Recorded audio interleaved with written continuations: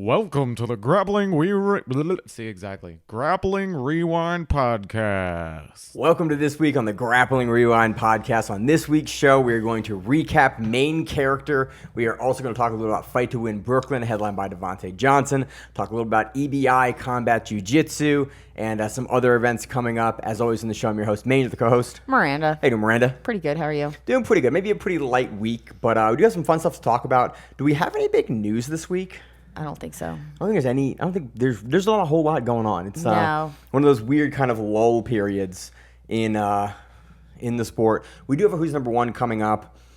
That lineup looks pretty good. When we probably next week, or if that's the 18th, so not next week's show, the week after next week's show, 2 weeks. We will be previewing that. That should be fun. But honestly, let's get right into it. Main Character. This was run a little bit not out of order. It was on Sunday. Yeah. And I wouldn't say they do it out of order. They just do, the match that has the most attention goes last. Let's say it that way. And that doesn't always mean the black belts, because it was the two chicks that were going to slap each other once the one won. That was the last match. Which I was very confused, but I was like, why isn't Mo Black the final? Why isn't Wallison Oliveira the final? So, I think it's attention-wise, because that was the match that everybody wanted to see. Katie, hey man, it's your promotion. Who was formerly a powerlifter, smack the shit out of someone. Hey man, it's your promotion. Whatever you think will get the most eyes on it. Yeah. Gets the athletes paid, go for it. I want to talk about Natasha Druggan versus Mo Black. Both are champions going in. Natasha was champion at 125 going in. Mo Black is the champion at 135 going in. And it was kind of funny that Natasha was a full foot taller than her. Yeah, Natasha was significantly taller than Mo Black. I thought it was interesting. And Mo Black, again, is a trials winner. She won the East Coast trials for ADCC, which is unfortunately the trial that you win as a woman that makes you North American champion for that year, but does not get you an invite into the World Championships for ADCC. It gets you a free ride. It gets you a free entrance and a free hotel, ride, and I appreciate that. A full ride to do it again. Yeah, which it is some. If you're only gonna have I at least appreciate that they put the ladies on a plane and send them to the next trial next year, because at least it gives you a free opportunity to be able to compete there again. So. Again, I'm a big fan of Mo Black. I like her game. I love the lead up into this one, because they had a nice little piece to camera. Yeah. And they had gym footage, wrestling footage of Natasha and of Mo. They were kind of talking about the lead up. It was produced surprisingly well for jiu-jitsu. I'm not used to events having this level of kind of pre-production for matches like this. It was awesome to see a little bit of insight behind Mo Black's camp and Natasha's camp, and it was very nice. I thought it was very, very well done. I appreciate that Main Character did that. Mo Black is real good. Yeah, she is. And her highlight consisted of her just breaking arms. Yeah. Armbar, armbar, armbar, armbar. And it was oddly, not foretold is the right word here, but you had a feeling that was the way this match was going to go, kind of, not early, but it was such a highlight of Mo Black, of just multiple matches that were armbar, armbar, armbar, in a kind of similar way that I kind of expected. I was like, well, that's kind of probably what Mo Black's going to hunt for. That's sort of what we know her for as of recently. And again, it was a fun match, and Mo eventually gets the armbar. Do you want to walk us through some of the pieces that you found most interesting in the match? I guess so. I didn't expect that question. Anyway, let me throw you on the spot early in the show.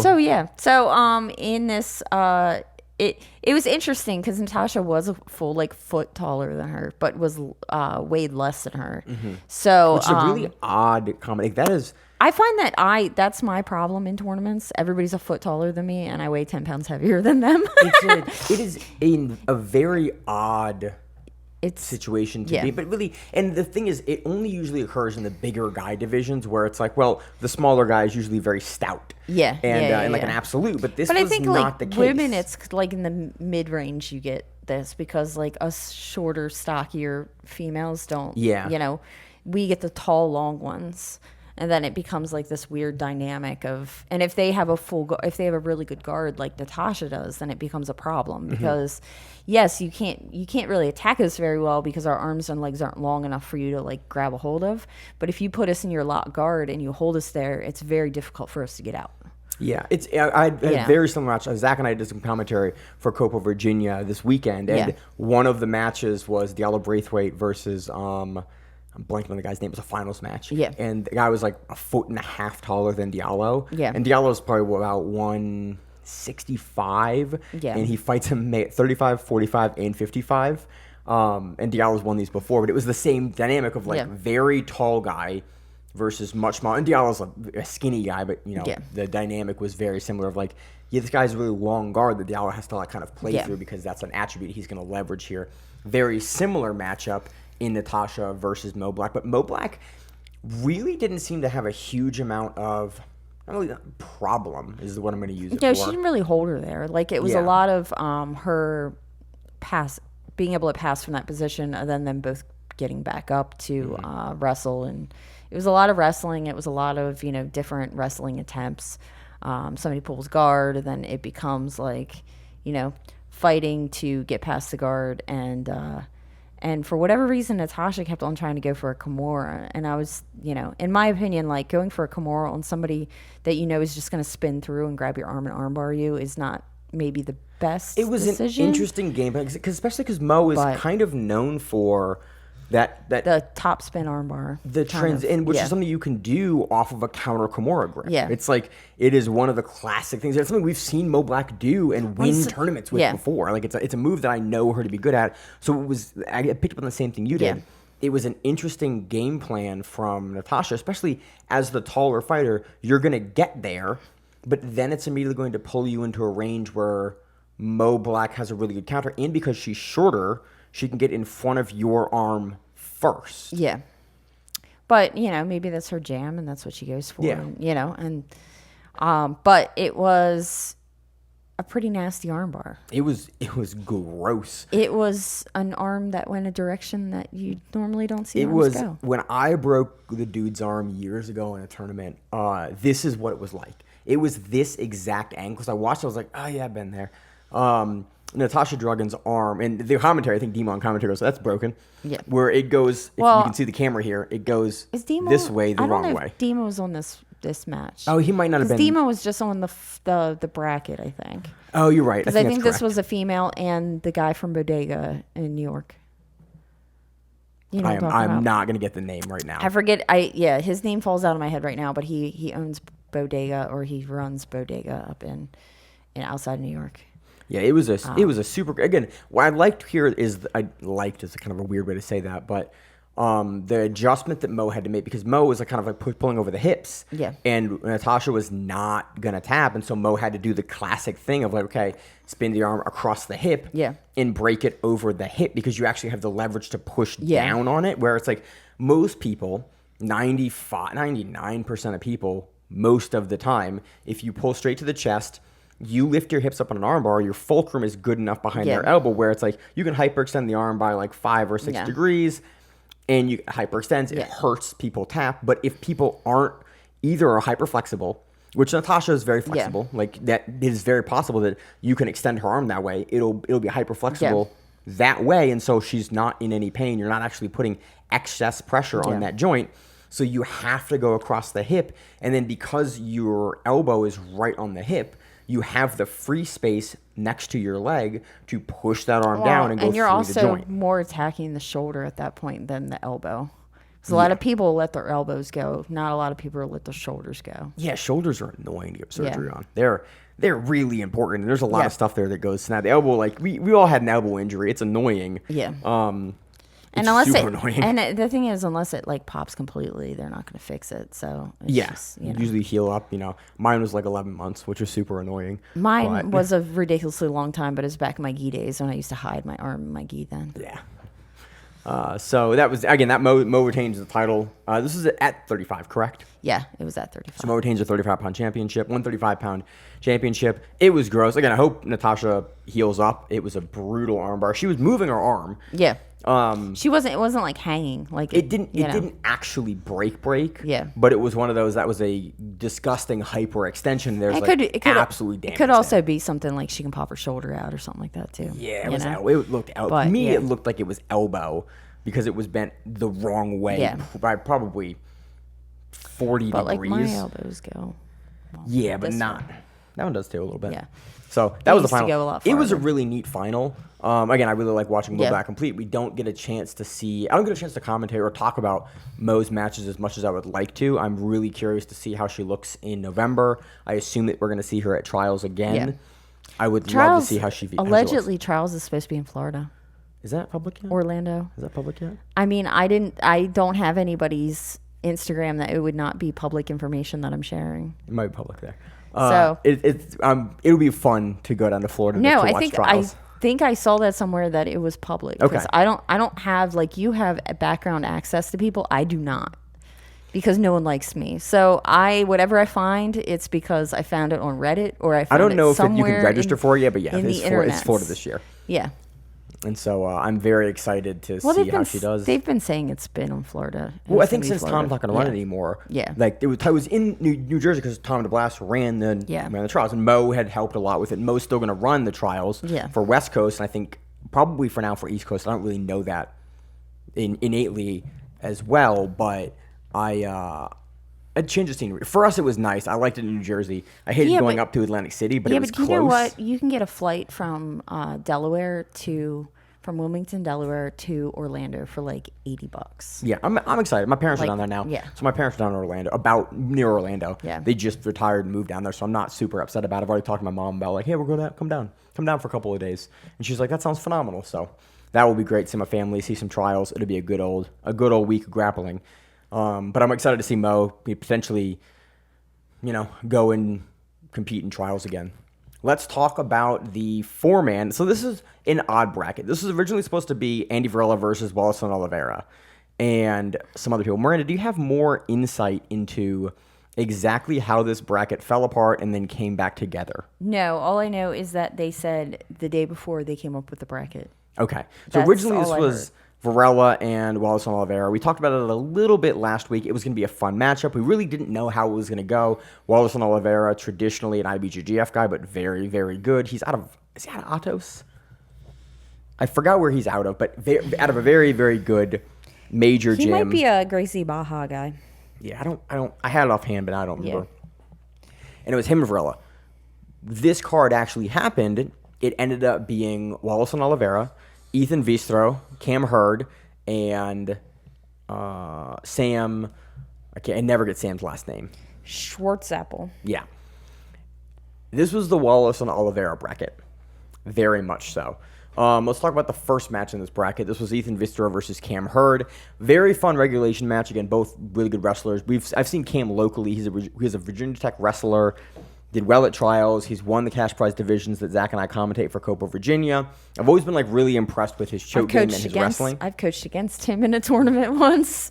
Yeah, he's a very good Virginia Tech wrestler. Mm-hmm. And he's taken to Jiu Jitsu. I think he's maybe purple, maybe he's brown now, but Might be brown by now. yeah, again, good. I was impressed with him at trials. Ethan Vistro and him go at it, and it was again some very fun wrestling sequences. Pretty even in the leg locks and the back takes overall, and then it goes into overtime. So this bracket works where there's a regulation, and then in overtime it goes to points. Yeah. But it didn't matter because all of these end in submission in overtime, which I like, where it's basically just an open, hey, the round ends, you go back into it, standing, and then they restart, kind of like ADCC does, and I like that. I like that format more than any other overtime format. Hey, if you're going to give them overtime, give them extra time, either go to decision or go to points, but give them some criteria. He's under this school. Huh. Guigo. Okay. Which I can't pronounce correctly. So Cam and Ethan have a very fun wrestling match, and then late into the match, we see they go into overtime, and Ethan hits a really interesting, almost like a duck under double leg, single leg kind of combination. He just kind of grabs Mercy Grip on Cam's hand. He throws Cam's hand up, and then he just ducks under, and he picks at the far side leg for the single leg. Generally, that is like how you can do it. Like I've done that way. It's just generally your person doesn't fall on their face the same way. Yeah, it looked like Cam was kind of like very square. Yeah. And as a result, when Ethan throws him by, he just completely, literally face plants into the mat. Yeah. And then Ethan is able to get behind him, and then There's a very nice hand fight sequence from Ethan Vistro where basically Cam reaches across, Ethan passes the hand. Like, the camera angle is phenomenal to watch a really, really good hand fight. I would have loved to see Cam Hurd get his low side hand on the neck more, or he kind of hangs out the hand for a little longer than I would have liked to see, but makes some adjustments, and then Ethan is able to finish the rear naked choke. He moves on. In the first other side of the bracket, we have Wallison Oliveira versus Sam. And Wallison Oliveira, from bell to bell, is in control of this match. He takes Sam down. Wallison's nickname is Tarta, meaning pie. Okay. Torta. Tarta. Okay. Okay. Just weird. Wallison is in control of this the entire time. On top, he basically runs through a series of passes into mount, into the head and arm, into the back for regulation. Yeah. Then Ethan like hover hands or on him versus Ethan, right? Or no, we're on the first round. Oh, we're on the first one because he had a very similar pattern for both gentlemen. It was They go into overtime, and then he gets, I think, a rear naked choke finish in overtime. Yeah. Where again, it's very much the same. I think in either this match or in the first match. Was this the guard pull into mount? Was that the final match? Was that finals? Finals, I believe. Okay. We'll talk about it as finals. So he finishes this. So we end up in the finals match where we have Wallison Oliveira versus Ethan Vistro. Yeah. And again, it's very much one-way traffic. Schwartzapfel might be the one that he pulled into mount. There was a really neat sequence. I forget what match it was for Wallison. His plan in both matches was very similar. So if you take both the matches, you put them together, it's basically the same thing. Yeah, it looks minus very similar. a few different change ups for takedown combinations. Yes, Wallison jumps guard at one point, and then he jumps guard kind of close to either Sam or Ethan. I forget who it was. Apologies for that. And then he does it with such vigor, and he goes under so aggressively that he basically sweeps right to mount from the closed guard jump. It was one of those things you watched and you went, oh, this dude's really almost good. Like a balloon sweep, but he was... But from a guard jump. Yeah, you jump guard, and then you lift the guy over you, and you go to mount. If you can imagine that. So basically, picture a guard jump, and then instead of ending up in the guy's guard, you end up in mount because you take the guy down with the guard pull. But again, it's something we see once every couple of years in a tournament like this. It's very uncommon. It's a timing thing too. Because it's a beautiful timing. They have to be leaning into you that when you jump it that they go over your head. It's something I can only do off of a drag. I've only ever had this happen. I don't really jump guard anymore because I like guys' knees that I train with, but you can do something similar to this if you basically pull off your shoulders and then rip the guy over. You can pace a sweep, basically a reverse Upa sweep. Kind of, it's like a drag sweep almost. He gets it, and it really set the tone for Wallison Oliveira is very, very good. We talked about that last week. We know he's very, very good. In the finals match, it's very much one-way traffic where Wallison Oliveira's is mount, he's arm triangling, he's working for it, he's just continuing to go through sequences. With Ethan putting up good defense. Yeah, he is putting up good defense, and he is getting out. But he's never able to put up any offense. And he's trying some interesting kind of submission attempts between Wallison just kind of mauling him. He'll throw some shit up, and then Wallison will start mauling him again. Yeah. And then he'll throw a leg lock up. I think a great if you know a guy positionally is gonna have the jump on you, it's exactly what you should be doing. It's hey man, I'm not gonna win a positional game on this guy. Yeah. I'm gonna flash stuff. And we see it all the time where it's occasionally there's a mismatch. You'll watch. It is not infrequent to watch someone in a mismatch bang out a really good leg lock, and it's man, you probably normally don't beat that guy. Tim Spriggs versus Conor Duarte. Normally not gonna beat that guy. No. But if you bang that leg lock on, occasionally you grab it. And so I think Ethan's strategy here isn't bad. It's Wallison has very, very good positional work. He's on top. He's putting in a lot of trouble. But as soon as Ethan is able to get an escape going, he doesn't just go in and try to play the positional game. He doesn't try to play through guard. He immediately starts hunting for single leg X and into the legs. So it's hey, I'm probably only going to be able to take this off of Wallison in the legs. And we saw him play a little bit of that versus Cam Hurd as well. And it seemed like an area that he wanted to push the match into even when he went up against Cam Hurd. So I thought it was a good the best strategy you could have come up with. And then Wallison kind of goes, I don't want to play leg locks with you at all. I want to continue to do the positional game. And this had the one exchange that I thought sort of kind of like how he pulls guard and immediately like sweeps over his head.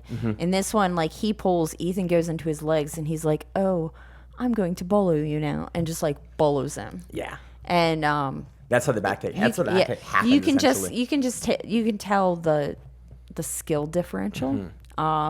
And someone who's used to high level competition and someone who's coming up into high level. Yeah, where it's like this, it's really fun. This again, I appreciate like a guy like Wallison entering into a bracket like this because it shows you like the guys that are meddling and taking those opens and those big wins I didn't at Worlds think and Pans. he was supposed to go against Andy and that was supposed to be like a one-off match. Yeah, it was supposed to be super fight. Yeah, and Andy again is a trials winner, been ADCC, like very very high level as well. It's sometimes really tough to see, like, you see Wallison in a bracket. Yeah. It's going to go probably one way here. He ends up getting the finish here with a lightning lock or a shoulder. A variation of that. Normally with the lightning lock, you end up on their back and you pull the arm, like the Kimura grip behind their head. Yeah.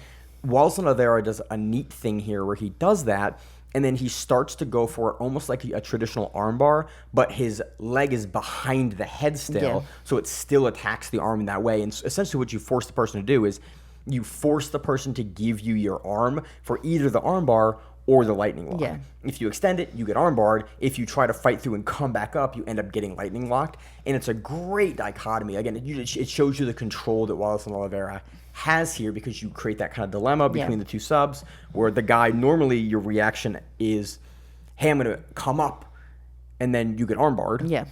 And Ethan knows, like, okay, if I come up and get armbarred here, I'm going to try to fight through and fight my shoulders up. If you can't do that, you get lightning locked. So it's like the lesser of two evils, and that was the finish. Wallisson Olivera takes the 4-man bracket. Again, I would love to see him versus Andy Varela if they decide to make that matchup again. But I'm very happy to see Wallisson Olivera's performance here, and it was a bunch of fun. Anything else on that? Nope.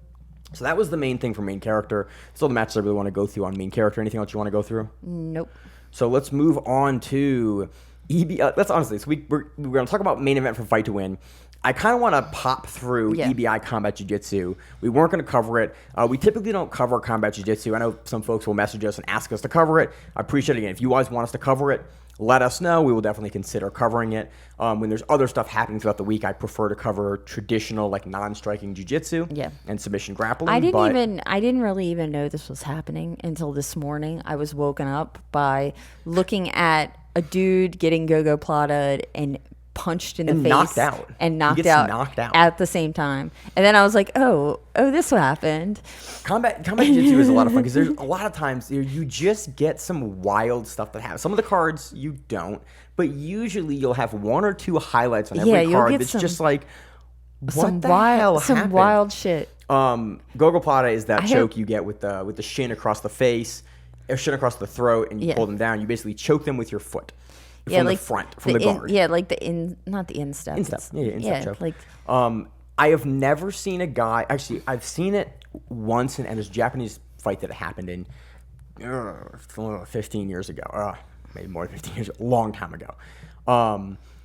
I've since then not seen a guy knocked out in a go-go plata because... You saw someone actually get knocked out in a go-go plata? It's, a fight in Japan. I've never seen anybody knocked out in a... I've seen people go-go plata, but I've never... People will go omoplata and come back across. Yeah. Like a wrestler will square up to you, and you end up not really getting go-go plata, but you end up with the shin across the face, and you can punch off of that, and somebody you can get knocked out in the guard like that. That's the only other time I've ever seen this happen, and I cannot for the life of me think of the fight that it happened in because it was just like a highlight fight. Probably Google it. But yeah, this is a palm strike knockout from the go-go plata, and just a wild sub. So I teach a bunch of classes throughout the week at our gym and our associations. I have a couple of guys that take my classes. One of my Friday class is more of a Q&A class. Like I show some technique, I show some stuff for my A game or my comp game, but I leave some time in that class for the students or whoever's in that class to basically go, hey, was it Nick Diaz? No, that was Talking Origomi. Okay. He was just super high. Okay. He was just there's an old quote, it's like a Rogan quote or something basically. They talk about because he gets DQ'd for that fight or it's a no contest because he pops for marijuana. Oh, and the level of marijuana that he pops for, it's because he used to smoke on like the way in. It's like the only way he could have tested that high for marijuana is if he literally was smoking like right before the walkout. Yeah. Is the story that's told in that fight, but it's a fun because Taka Norgomi was the Fireball Kid was a monster in that era. So for him to do that, but he didn't knock him out. He just go plotted him. Yeah. And it's a great finish, but yeah, just it's been a very long time since I've seen someone get knocked out in a go plata, and the camera angle is great for it. You see it, and it was a super neat thing that happened this weekend on EBI. But to my other story, I teach this Friday class, and a lot of times I'll have people throughout the week that will send me cool stuff. And like, hey man, can you show this? Can you teach us this? Can you show me what's happening here? And this is something that will like come up in that class. Like, hey, why did this work? What, go platas? Or whatever, like some weird highlight from the week, and I will get pinged with it on a Friday or a Thursday. Hey man, can you show this on a Friday class? This week was all Cravar, by the way. I had both Cravar's 50-50 calf slicer entry, and I had Cravar, a young woman in our gym that really is a fan of Helena Cravar, and she watched a bunch of Cravar's Pans matches. And Cravar hits a really interesting bow and arrow choke from mount.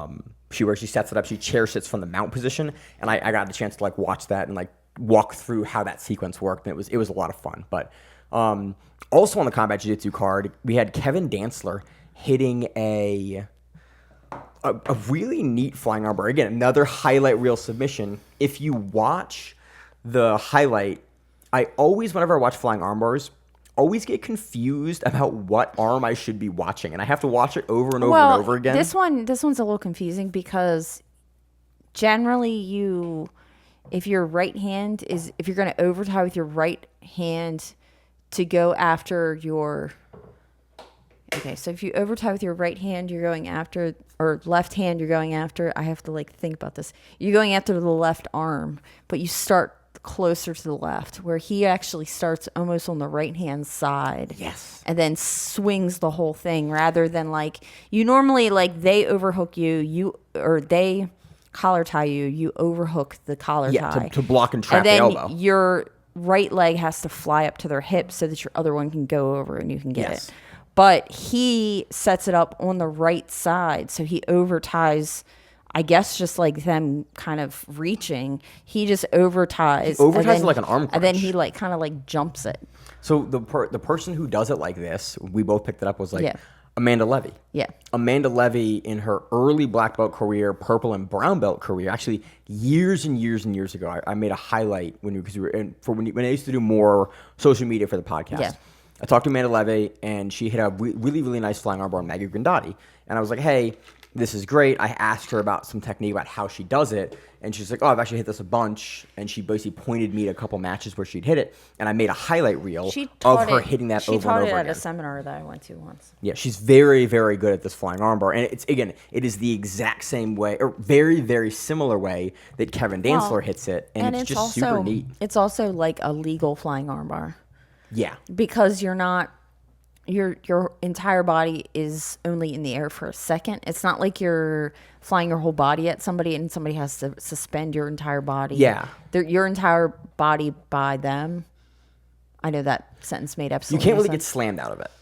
Yeah, and it's not something that you're really gonna like break your neck trying to do, because you're sort of already on the ground when you hit it. It's not that one where you basically land on your shoulders and neck. It's not the Micah Galvao one where you go over the shoulder. This one you come under. It's not over. Yeah.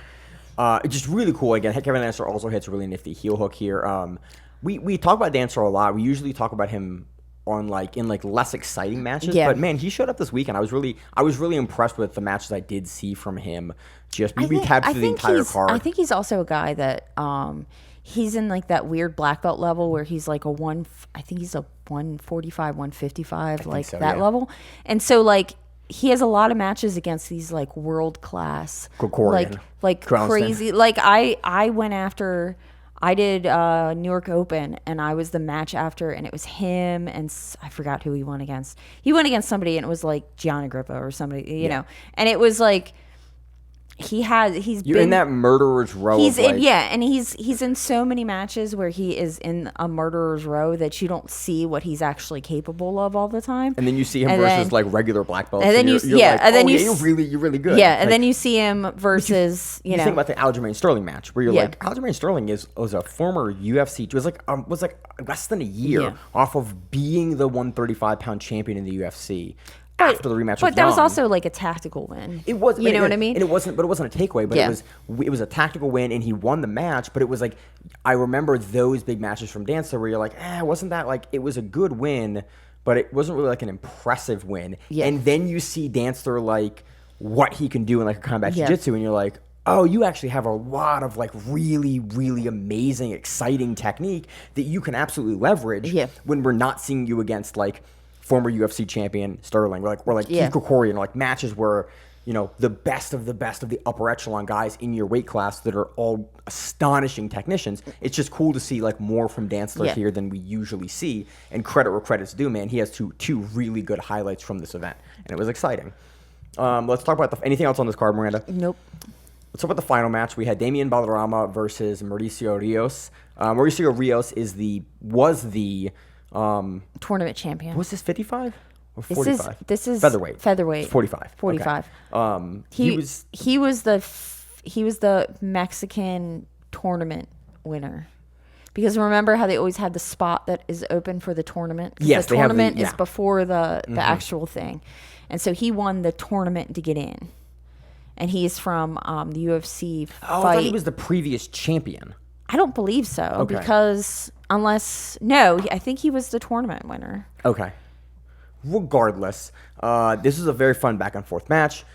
It basically ends with Damian Valderrama, who's a first-degree black belt under Andre Galbao, actually. Yeah. He hits a counter Kimura trap from a really nifty like takedown sequence after Mauricio Rios has taken him down to trap over and to basically counter Kimura, and he comes back up. He basically does the classic Kimura trap system where you just hold onto the Kimura, and it is incredibly hard for anyone to get out of that sequence. If you just basically keep the figure four grip, the wrist grip on your wrist and their wrist, unless someone can counter armbar you off that grip, if you can keep pressing that down and keep pushing that wrist down to the mat, realistically, it's really, really hard for someone to get out of the grip, and you can keep chasing their back. I am incorrect. He is the Combat Jiu Jitsu Mexico lightweight champion. Okay, that's what it was. And I thought he was a champion of some sort in CJI. So he's the lightweight, so he's moving down here to featherweight. Yeah. Damian Valderrama basically has this Kimura trap for like 2 or 3 different sequences where Mauricio is trying to get out of that. And then eventually is able to get the trap it into the armbar and finishes the armbar. I think why it's confusing for us slightly is because each event has a different winner. Like Matt Mash, who was also in the bracket and got taken out early, he is the Combat Jiu-Jitsu World's lightweight champion. Okay. And then Mauricio is the Combat Jiu-Jitsu Mexico lightweight champion. So I guess they're running different. So I guess each tournament you can be the winner of that tournament, and it's like you keep the.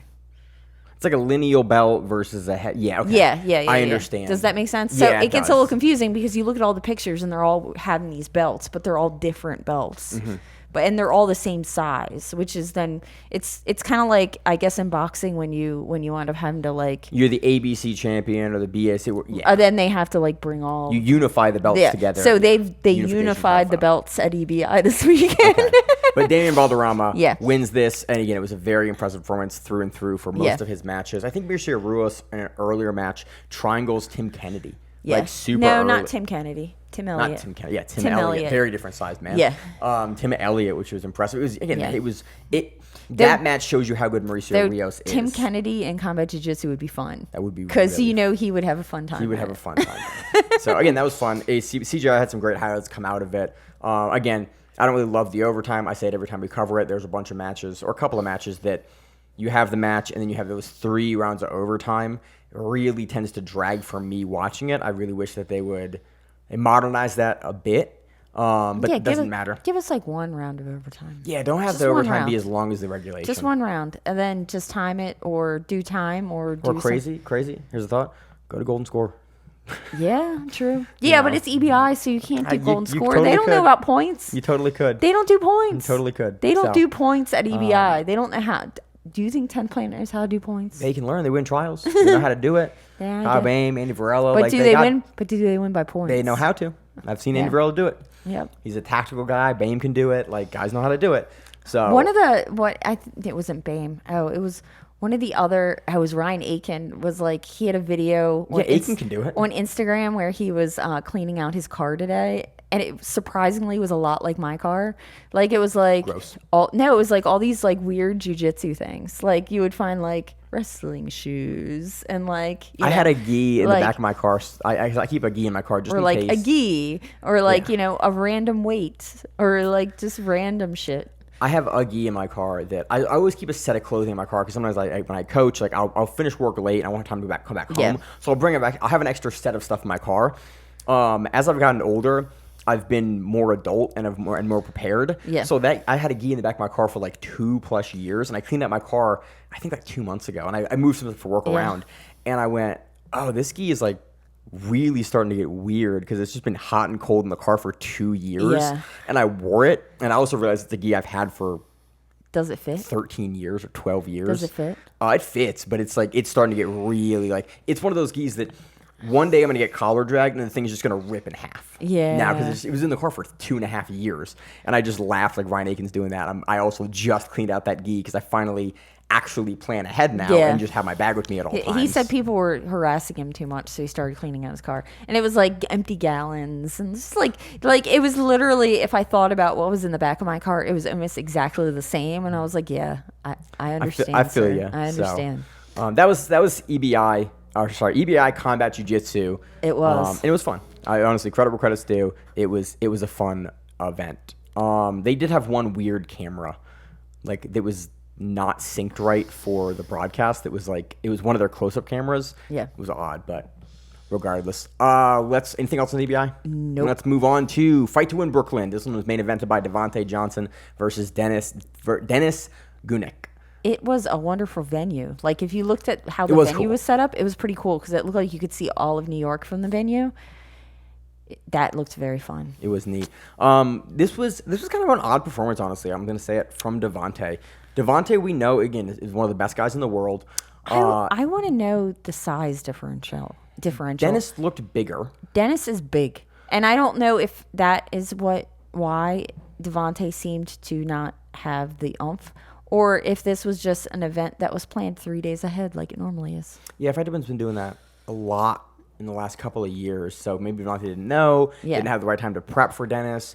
It was a lot of very non-committed wrestling. It was a quick match. Yeah. And then... because it was the whole match, but they're only 6-minute matches. Yeah, which I like. Yeah. I like the 6-minute format. Like, I like... Yeah. You get quick matches. I think it's a better format. I think really a lot of matches in jiu-jitsu, a lot of organization jiu-jitsu, could benefit from a shorter match time because I think... Most athletes don't have the cardio to run for a 10-minute black belt match. And it makes the match, it speeds up the match. Mm-hmm. Makes it exciting. Yeah. And now it's like when there's lulls, you really can aggressively push for stalling for guys because you know that at a black belt level, those guys should have 7 minutes of cardio. Versus 10 minutes of cardio, it's very hard to ask a guy to full sprint for 10 minutes. But for 6 minutes, you can kind of expect a world-class athlete to be able to do that. Devonte passes once in this match, and then Denis does a good job. Yeah, go. The camera's really good to watch Devonte's pass here. I'm really curious. I was kind of flummoxed here about exactly what Devonte's strategy was because he seemed very non-committed in a lot of his passing. He would continually come to the outside of Denis's knee shield, and then he would put his knee up like he was going to knee cut pass or almost leg drag, but he would never drop the knee through. Even one of the times Denis had his leg, Devonte was 3/4 past, and Devonte didn't seem to push or drive through or pass the leg or go to mount. He just was very committed to passing towards the back of Denis and would not really pass towards the mount. Other than the one time he gets the side control, he sort of tries to rush on the take to mount. Denis pushes him away, and Devonte just completely techs out of it. It was a really weird strategy. I couldn't figure out if it was because Gunic's from Saga, and Saga is they're brothers, and I can't think of their last. They're guillotine guys. Yes, my people. You know who I'm talking about. They both do trials. I can't come up. There's brothers, and they do trials all the time, and they're larger gentlemen, and they're Saga guys. And we see them at like finishers all the time. Heavyweights, like light heavyweights. But so the gym isn't known as like a fully like leg lock gym, right? So I could see if this was a situation where you thought Denis Gunic, because of his size, like if he jumped on one of your legs, you were getting in trouble. Yeah, it's not a bad strategy. So then maybe it's a situation where you want to kind of pin the hips down, you want to control, and you want to pass, and you want to be a little more cautious in your passing and your on top of it. Devonte just seemed very cautious. Yeah. In a way that was... And so Denis, but I don't think... I've seen Denis compete. I've seen him compete live, and I've seen him compete on finishers cards, and I've never... You've coached against him. Yeah, I've coached against him. He's a very large man. But I've never seen him as... Oh, and I reffed a match of him where... Cockle like threw him up against a wall by his neck, like choke slammed him into a wall, but it was still in bounds, so I didn't call it. I was just like, oh, this is interesting. You know, like Gunic is an interesting dude, but I've never seen him as like he gets on your back. Explosive leg locker. No, and so like that is the only reason where I would see somebody be very cautious on how they pass and like almost overly cautious and like splitting the hips. Yeah. And like controlling the hips a lot to pass is that you're afraid they're going to somehow get up and get you. Like in that transition where you jump on the transition and they and he did like bench press him off at one point, but that was a little bit of he pushed him off, and it was also Devonte going, I don't want to be here anymore, and getting off, and it was just an odd strategic performance from Devonte. He does in the end of the you have more pieces of this? No. Towards the end of the match, Devonte is able to get around and is able to get to Denis's back off of like sort of a wrestle up that Denis sort of gets stuffed halfway through as Devonte gets on his neck here, and Devonte has a very good front headlock that he immediately turns into a back take. He takes advantage of Gunic shooting from space. Because he's shooting like way out, like not close enough, which I get.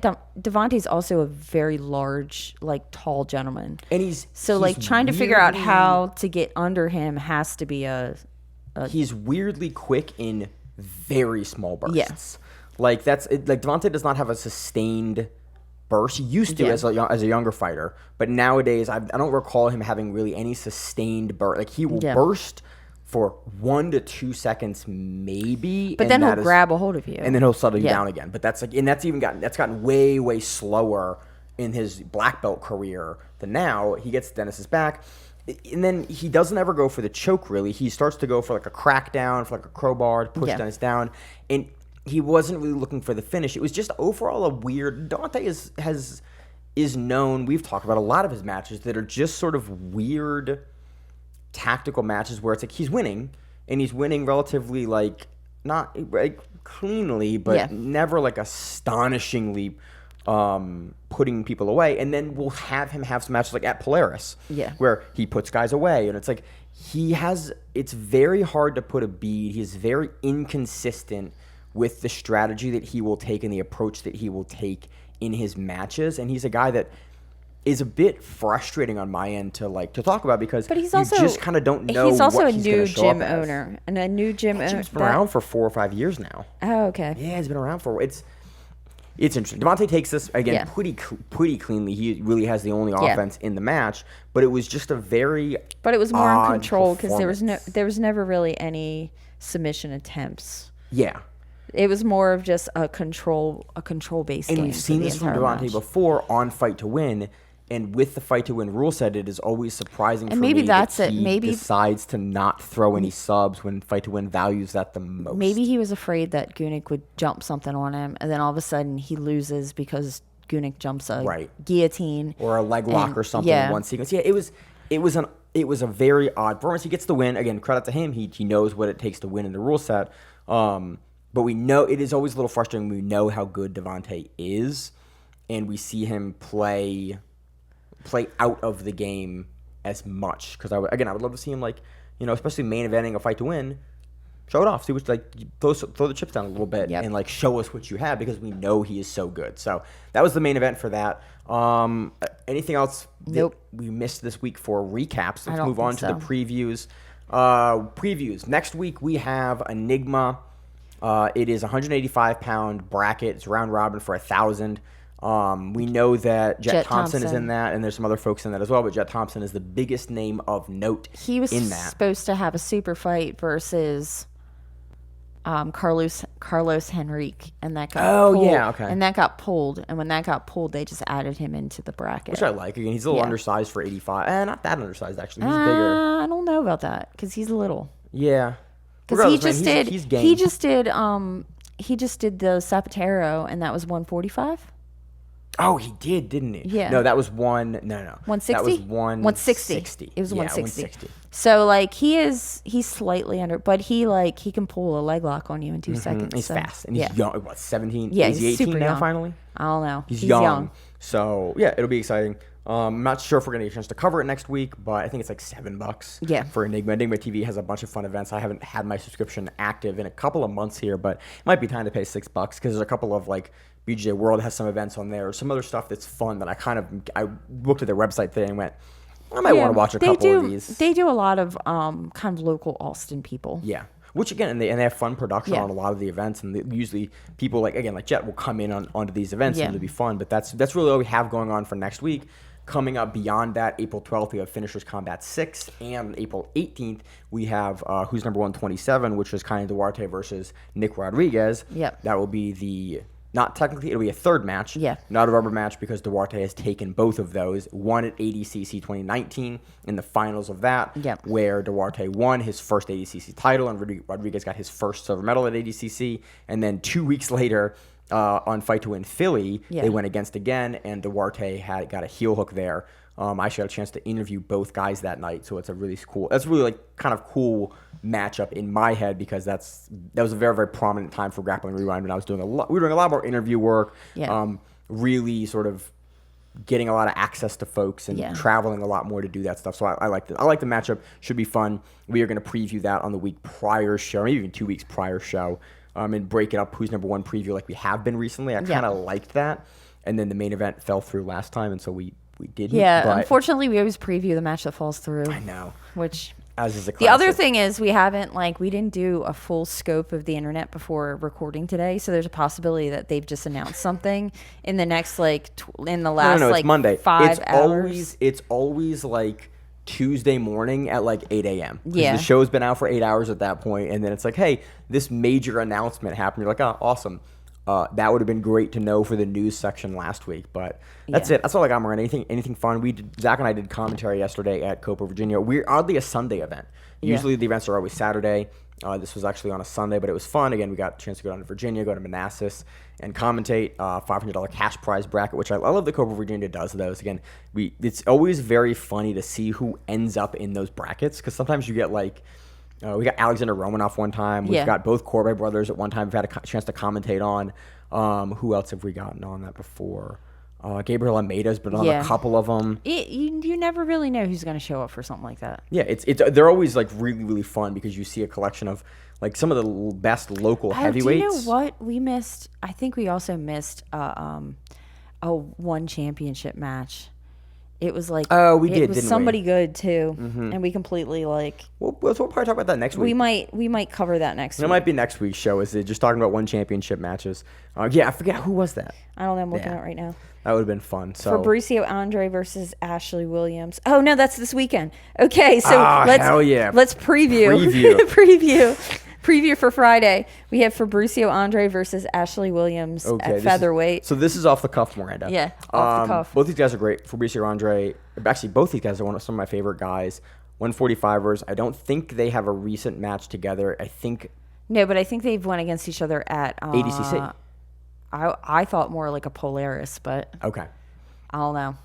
But I say Fabricio. I will pick. I love Ash Williams. He's been phenomenal. Like when Ash can show up in really good form, incredibly hard to beat. One of the hardest guys in the world to beat. Definitely top probably 8 guys in the world. Yeah. Fabricio Andrey, when he shows up, we get matches like him and kind of Duarte. Yeah. And you're like, how do you beat Bodoni, dog? How do you beat, like, we see those kind of matches where it's his epic run in the absolute of Polaris is like a 150er. Yeah. I want to go Fabricio Andrey here. Given the ONE FC rule set, though, I think this will be both guys being willing to leverage their wrestling. I think Ash is more than likely the one that is going to pull, but it wouldn't surprise me to see Fabricio Doesn't pull. he have to have contact? I think he does have to have contact for Because ONE remember, FC, they do the leg drag. which I like as a rule. I haven't seen. for ONE FC. I don't see them going against each other at all. I'm going through his record right now. Okay. I haven't seen the For name. some reason, I think it was. I thought it was an ADCC. I haven't seen. But maybe they're on the seen same him side of the come up. bracket, and I thought they were going to Ash each other. is little.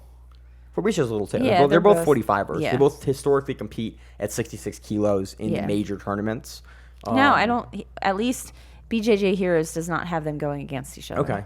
I think the dynamics of the match are probably Ash is going to pull earlier, is what I would guess. And then he is going to enter into the legs versus Fabricio. I think Fabricio is going to be a little quicker. He's a little bit younger. And he is going to be much more willing to throw and wrestle. And again, Ash is really good. We've seen him look world class in those areas as well. But I just think in the ONE FC rule set, the wrestling doesn't get him as much. Fabricio is going to be more willing to wrestle here versus Ash. Ash is going to look for the legs. Fabricio is going to be able to counter here. Seeing Fabricio be able to pass off of a leg entry attempt for Ash would not surprise me if Fabricio either gets to the back or to the mount. I see Fabricio taking this one. You can submit Ash Williams, but man, he is a veteran. Fabricio is, again, very much becoming a veteran very quickly. Now, but actually, he's a veteran. Now, these guys are both veterans. It's a very good matchup. I just think overall Fabricio has had more success at a higher level than Ash has in the last few years. And Ash, I think, is in this kind of sunsetting stages of his career. Yeah. He's starting to kind of wind down his competition. We're not seeing him quite compete as frequently. Fabricio we're still seeing compete pretty frequently. I think Ash still does the IBJJF circuit too, because that's where I've always seen. Yeah. Like, I've seen him on the IBJJF circuit before. So how do you think this match? I think that Fabricio gets it down in position, and I think we start to see him look for subs, but Ash is incredibly hard to put away. We see some great defense from Ash with him back to the guard, and then Fabricio actively working past the guard. I think it's going to be more of a... I think it'll be a decision. I think it'll be Fabricio, just because Fabricio he has a very good guard passing system. I think he was also willing to throw a pace at Ash Williams, which Ash Williams can. He almost overwhelms you with the amount of chaos. Like, he does a couple passes I really like that are kind of nasty, like when you kick the inside of someone's thigh to make them go one direction. Stomp pass. Yeah, he does some wild shit, and I think Ash has the ability to definitely weather the storm and be able to get his guard back. But I think how much offense will you be able to consistently put up? Yeah, because even if you grab a hold of him, how are you going to hold on to him? Right. He's not a very easy gentleman to hold on to. Mm-hmm. You almost have to get his whole entire body. It's not like you can grab a leg, because he'll just do some kind of weird ass kick out of it. Yeah, he's very explosive and willing to kind of reset the position. Yeah. And I think this style of the way that Ash likes to play the guard and the entries.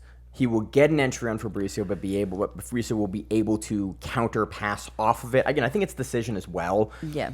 But I think that on the basis of activity and top position and just movement, really, and attempts on passing, I see Fabricio taking this. That being said, it also wouldn't surprise me to see Ash take this on one catch. Yeah. Where Ash gets under the legs, gets into a leg sequence, goes 50-50, goes outside, goes inside control, pulls the leg across, and gets one good bite on an ankle lock. But we have to remember, Fabricio Andrey also likes the flying arm bars, jumping triangles, and shit like that. So it could be Ash sits, he jumps a fucking flying triangle at him, and you get, he has to fight out that flying triangle. So that wouldn't surprise me now either. you have that, and you can do flying triangle, and you can do armbar back to back. That's 2 catches before anything even starts. I think that's very probable as well.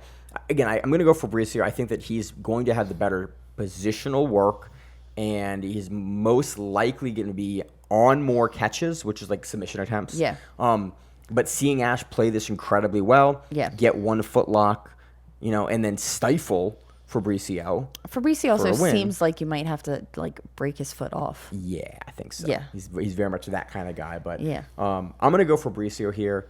But this is a really, really fun matchup for One Championship. Yeah, it will be fun. Mm-hmm. And then we still have Cole Abate in that division. So we do, which will be an exciting match as well. Hopefully whoever wins gets Cole Abate next. I think both those guys would be phenomenal matches for Cole. Yeah. Both those guys are right. Everyone's right around that level for Cole. Those would be phenomenal matchups. And I think because of the rule set, it creates a fun dynamic because it gives somebody who might not in another rule set be able to win against somebody like Cole Abate. It gives them the chance to win. And it forces Cole to really have to play the game, which is good. You can't just play a positional game. You have to play attacking game. And I would love to see both those guys against Cole. I would love to see ONE FC, regardless of who wins this one. Cole Abate versus both those guys is what I want to see. Yeah. So that would be super cool. I thought it was Langacker for whatever reason, but he's bigger. Langacker's like 185. Yeah.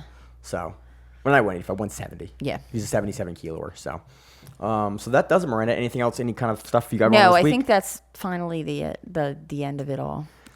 Anything fun going on this week for you? I don't think so. I'm just trying to train and stay in one piece. Yeah, me too. I'm trying to finish I would like to get smaller, but that doesn't seem like a thing that's going to happen anytime I'm trying soon. to get bigger.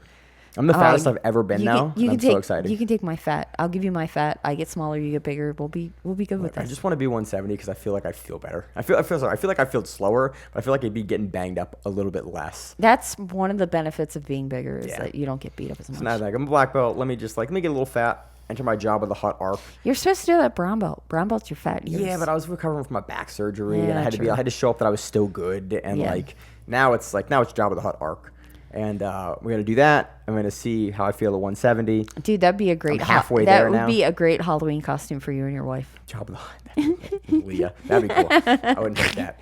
So, Miranda, I got nothing else. Anything else? Nope, that's it. As always on the show, I am your host, Maine, joined with my co-host Miranda. And we are the Grappling Rewind, sitting on the mat, whatever it is. Stay safe.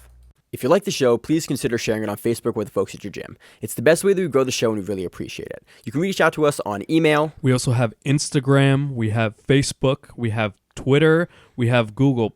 Until that shuts down. We have a website. If you have an event you would like to have us cover, please let us know.